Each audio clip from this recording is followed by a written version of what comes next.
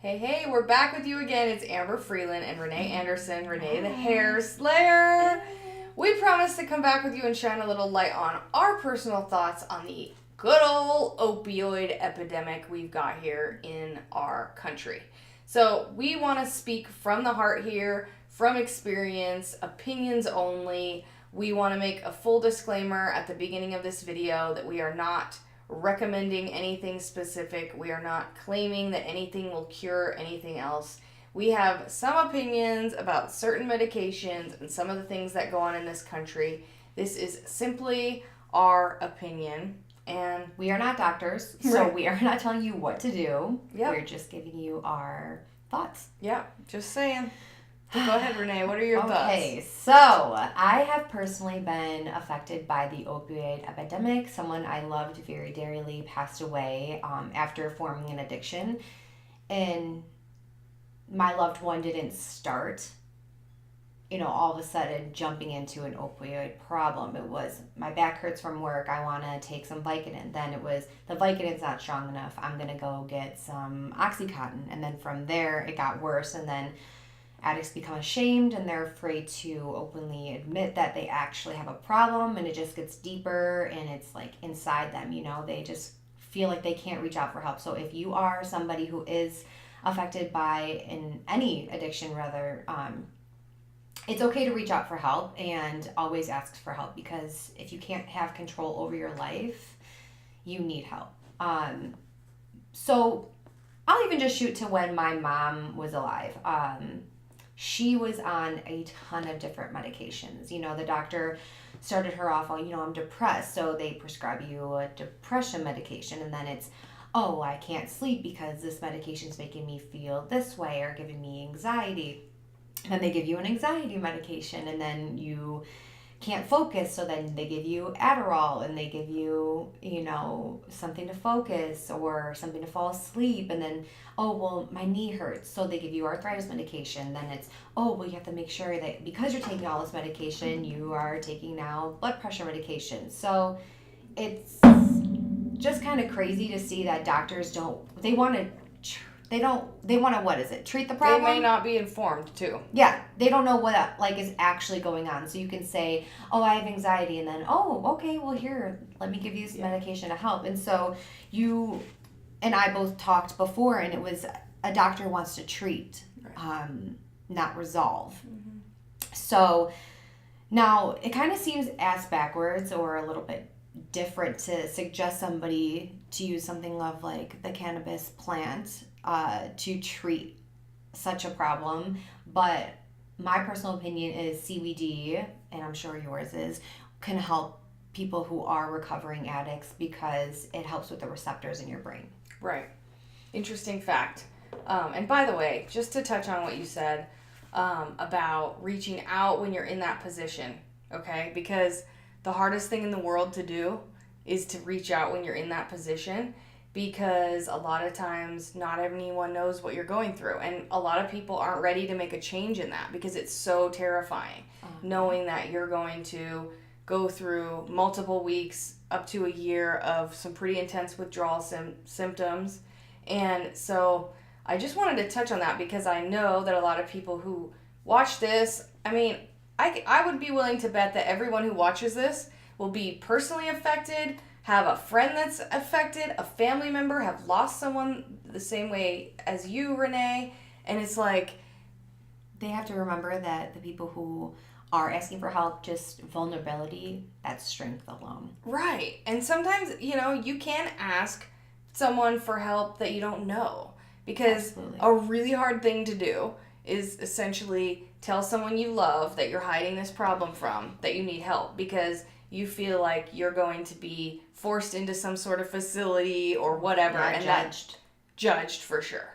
And that doesn't have to be the case. So what we're talking about is reach out to someone who you trust that is helping you learn, or whatever it might be, knowing that it doesn't mean anything needs to happen right at this very moment. It's just all about educating yourself. If you find that you're not on your path in life and you need to make a change, Absolutely. Just make one small move in the right direction, And right back to, the topic of CBD, I did research on CBD for so long, and the science was right. I believed in everything about it. I was using it myself, and there was something that shifted in me when I heard that 42% of people struggling with opioid dependence were able to stop that dependence or begin to decrease that dependence upon consuming cannabis, whether CBD oil, different tinctures. But that fact alone is huge because I want to say statistically off the top of my head today we lose 200,000 people regularly. I want to look up the statistic now, but this opioid epidemic is killing more and more and more people every year. It's not going down. No. It's going up. You know, and this is only one family of drugs that we're talking about. Opioids, which are specifically for pain or heroin or methadone, maintenance drugs created to keep people on those medications but out of withdrawal. All those drugs alone make up this epidemic. And, you know, when I heard that CBD had an impact on it, that cannabis had an impact on it, my path shifted quite a bit to starting to educate other people on it. And you will go through withdrawals, and you will go through cold sweats, you will go through agitation, mood swings, excessive hunger, upset stomach, nausea. Like, there's just so many things that you're going to be dealing with as an addict when you withdraw or take yourself off. So using CBD oils, and something we suggest would be just helping fight that craving and fight just that awful feeling of withdrawal symptoms. Right. And then, the end goal being to not be dependent upon those drugs anymore, of course. And let's see what I wrote down here.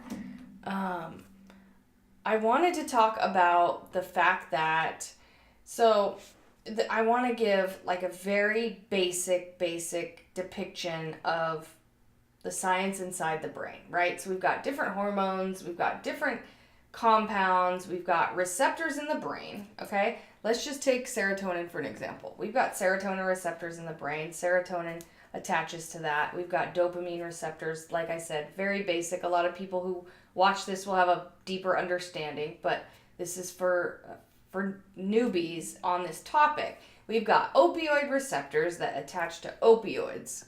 So this is what causes chemical dependence. You've got someone starting to take, like you said earlier, a Percocet.